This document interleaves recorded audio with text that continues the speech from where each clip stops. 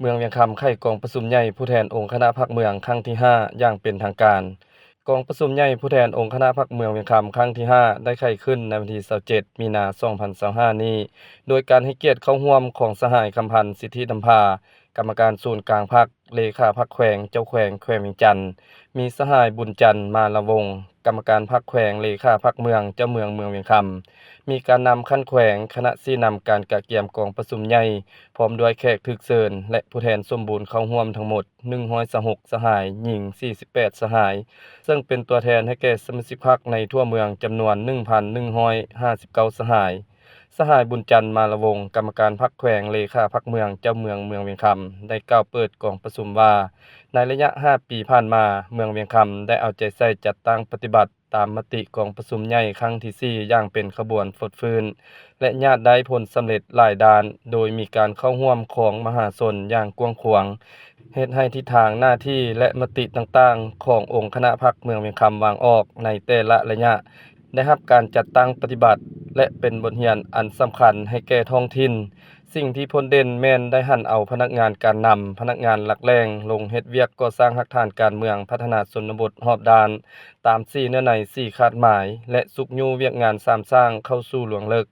เอาใจใส่ศึกษาห่มการเมืองแนวคิดให้แก่สมาชิกพรรคพนักงานรัฐกรและประชาชนบรรดาเผ่ารับรู้เข้าใจแจ้งต่อแนวทางแผนนโยบายของพรรคที่วางออกในแต่ละระยะปรับปรุงกงจักการจัดตั้งคันหักฐานบ้านให้เข้มแข็งเทื่อละก้าวด้วยความพยายามดังกล่าวจึงเฮ็ดให้เมืองเวียงคำมีเสถียรภาพทางด้านการเมืองสังคมมีความสงบเป็นระเบียบเรียบร้อยประชาชนบรรดาเผ่ามีความสามัคคีปรองดองมีแนวคิดอุ่นเอียนทุนเที่ยงมีความเชื่อมั่นต่อการนำพาของพรรคและการคุ้มครองของรัฐด้วยระเบียบกฎหมายเศรษฐกิจได้รับการพัฒนาอย่างต่อเนื่องประชาชนมีชีวิตการเป็นอยู่ที่ดีขึ้นท่านแถวพนักงานสมาชิกพรรคได้เติบใหญ่ขยายตัวทางด้านจำนวนและคุณภาพสามารถเฮ็ดร้อนหน้าที่การเมืองที่พรรครัฐมอบหมายให้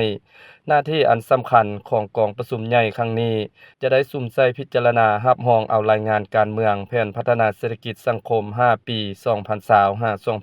2025-2024การประกอบคำคิดคำเห็นจากบรรดากรมกองอ้อมข้างเมืองตัวแบบการผลิตเป็นสินค้า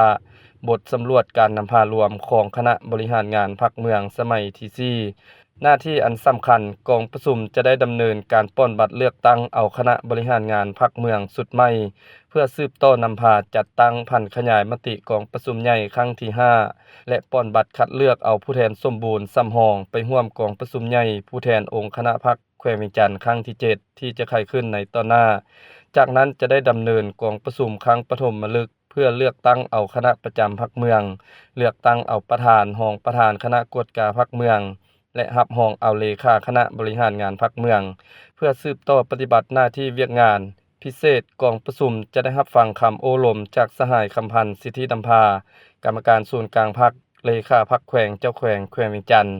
ซึ่งจะเป็นทิศชี้นำให้แก่คณะบริหารงานพรรคเมืองเวียงคำสุดใหม่และผู้แทนกองประชุมในการปฏิบัติหน้าที่เวียกงานก็คือการจัดตั้งพันขยาย